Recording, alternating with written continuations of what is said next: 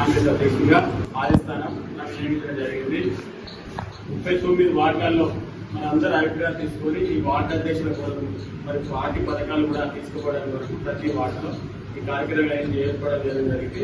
ఈ సందర్భంగా 17, 18, 3 వార్డులు ఈ వేదిక మీద ఉన్నటువంటి కౌన్సిలర్ కొత్త శ్రీనివాస్ గారు, సాయి గారు, ఉమేష్ గారు, చంద్ర గారు, కళ్యాణ్ గారు, రమేష్ గారు, లక్ష్మణ్ గారు, ఇంకో కౌన్సిలర్ లింగంపల్లి గంగరాజు గారు, మరి ఇక్కడ ఉన్న కాంగ్రెస్ కుటుంబ సభ్యులందరూ కూడా పేరు పేరున హృదయపూర్వకంగా కృతజ్ఞతలు తెలియజేస్తూ మరి స్వాగతం తెలియజేస్తూ మరి కాంగ్రెస్ పార్టీ 2.5 సంవత్సరాల్లో మరి కాంగ్రెస్ పార్టీ వచ్చిన తర్వాత మరి సంక్షేమ పథకాలు ఏ విధంగా మనకు అందుతున్నాయి, కాంగ్రెస్ పార్టీ వచ్చినాక ఏ రాష్ట్రంలో లేని విధంగా మన తెలంగాణ రాష్ట్రంలో సందర్భించినటువంటి ఘనత కాంగ్రెస్ పార్టీ.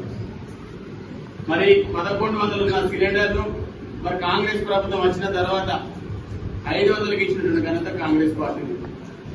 అలాగే మహిళలు ఎక్కడికి పోయినా కూడా తెలంగాణ రాష్ట్రంలో ఏ గుడికి వెళ్ళినా ఎక్కడికి వెళ్ళినా మహిళలందరికీ కూడా ఉచిత బస్సు ఇచ్చిన ఘనత కాంగ్రెస్ పార్టీ. అలాగే రైతులకు 2 లక్షల రుణమాఫీ చేసినట్టు ఘనత కాంగ్రెస్ పార్టీ. అలాగే మరి ఉచితంగా 200 యూనిట్ వరకు కరెంటు ఉచితంగా ఇచ్చినటువంటి ఘనత కాంగ్రెస్ పార్టీని.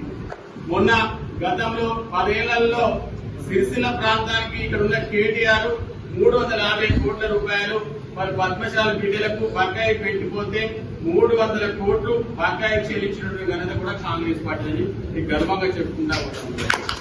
మరి పద్మశాల బిడ్డలు మరి ఏ విధంగా ఇబ్బంది పడద్దనే ఉద్దేశంతో ఇక్కడ ఉన్నటువంటి స్థానిక నాయకులు, ఇక్కడ జిల్లా నాయకత్వం కానీ ఈ జిల్లా మంత్రులు కానీ అందరూ కూడా రాష్ట్ర ప్రభుత్వం దృష్టికి తీసుకుపోయి మరి పద్మశాల బిడ్డలందరికీ కూడా 300 కోట్లు బకాయిలు చెల్లించకుండా వెళ్లిపోయిన దుర్మార్గులు బీఆర్ఎస్ పాలనలో మరి కాంగ్రెస్ ప్రభుత్వం వచ్చినాక ఇవన్నీ కూడా చెల్లించి మరి మీకు ఆకలి సాగు లేకుండా చూసింది మరి కాంగ్రెస్ ప్రభుత్వం అనే విషయాన్ని కూడా మీకు అందరూ తెలియాల్సి ఉంటుంది.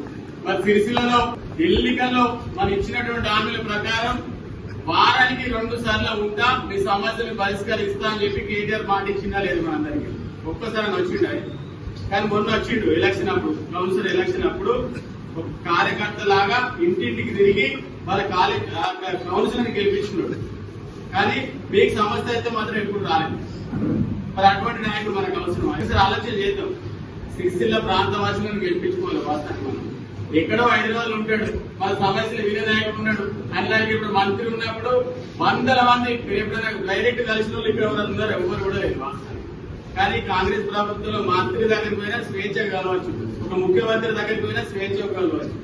అటువంటి కాంగ్రెస్ ప్రభుత్వం పేదల ప్రభుత్వం. మనం అన్ని కూడా ఆలోచన చేసుకోవాలి.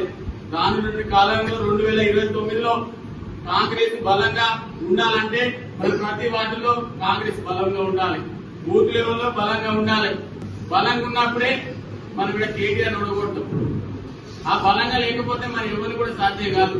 అందుకనే పిసిసి ఇచ్చినటువంటి పిలుపులో భాగంగానే జిల్లా అధ్యక్షులు సంగీతం శ్రీనివాస్ ఇచ్చినటువంటి ఆదేశాల మీద కానీ సిరిసిల్ల పట్టణంలో 39 వార్డులలో మరి కార్యకర్తల అభిప్రాయం తెలుసుకొని, ఇక్కడ సీనియర్ల అభిప్రాయం తెలుసుకొని ఆ వార్డు అధ్యక్షుల ఎవరైతే బాగుంటేది, ప్రభుత్వ పథకాలు ఎవరు తీసుకుపోతారు, ఆ నాయకుడు ఎవరైతే బాగుంటేది, పబ్లిక్ ఫీవర్ ఎవరు అనేది అన్ని కూడా గమనించి మరి ఆదిస్థానికి కూడా రిపోర్ట్ ఇవ్వడం జరుగుతా ఉంది.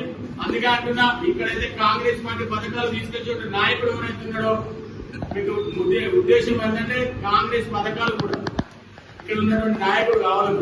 ఆ నాయకుడే రేపు ప్రజలలోకి తీసుకుపోయి మళ్ళా రానున్న కాలంలో మన కాంగ్రెస్ ప్రభుత్వం అధికారం రావాలి, ఇక్కడ సిరిసిల్లలో కాంగ్రెస్ ఎమ్మెల్యే గెలవాలని చెప్పేసి మరొకసారి కూడా తెలియజేస్తూ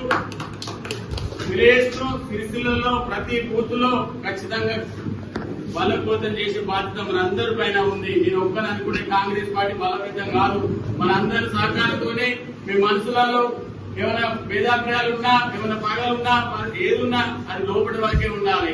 పబ్లిక్ రావద్దు. దయచేసి చెప్తా ఉన్నా, పబ్లిక్ లలో కొట్లాడ పెట్టుకున్న పరిస్థితి కూడా రావద్దు.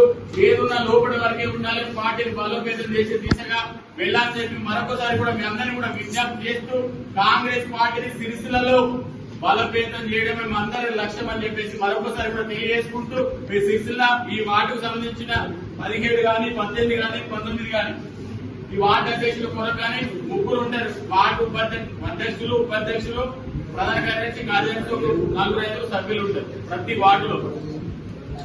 ఆ వార్డుకు సంబంధించిన అధ్యక్షులు ఎవరైతే ఉన్నారో ప్రతి మీటింగ్ 10 మంది సభ్యులు ఉంటే మినిమం ఒక 5 రావాలి. ఒక 5 రాని పరిస్థితి ఉంటే ఒకసారి 2 సార్లు 3 సార్లు చూసి వీళ్ళకి ఒక్కరికి ఇన్ఫర్మేషన్ లేకుండానే వాళ్ళు కొత్త అధ్యక్షులు ఎన్నుకుంటాం.